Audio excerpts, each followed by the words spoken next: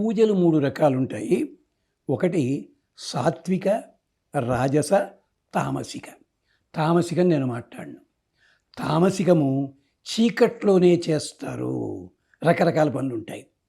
కటిక చీకటి ఉండాలి, లేదా సాయంకాలం 8 తర్వాత చేయాల్సి ఉంటుంది. దేవాలయాల్లో కాదుండోయ్, దేవాలయాల్లో 24 గంటలు చేసే పూజలు ఉంటాయి. దాని గురించి నేను మాట్లాడటలే. విడివిడి ప్రాంతాల్లో అంటే సాత్విక పూజలు ఎప్పుడు కూడా ఉదయం నుంచి, నేను పెద్ద పెద్ద మాటలు చెప్పాను, బ్రాహ్మీ ముహూర్తం ఇలా నేను చెప్పను. సూర్యోదయం తర్వాత సూర్యుడు మిట్ట మధ్యాహ్నం లోపల నట్టి నడిమికి వచ్చే లోపల ఈ లోపల పూర్తి చేసుకోవడం అన్నది సాత్విక ఉపాసన. తద్దినాలు లాంటివి మాత్రము 12 గంటల తర్వాతే పెట్టుకో, ఇవన్నీ వేరే కదా. ఇది సాత్వికోపాసన. రాజసోపాసన అంటే ఏమిటి? కొంచెం మధ్యలో సాయంకాలం వరకు కూడా. అందుకనే మనకి కొన్ని దేవాలయాల్లో సాయంకాలం ప్రత్యేక పూజలు ఉండవు, గమనించండి. దానికి ఏదో చెప్తారు కారణం,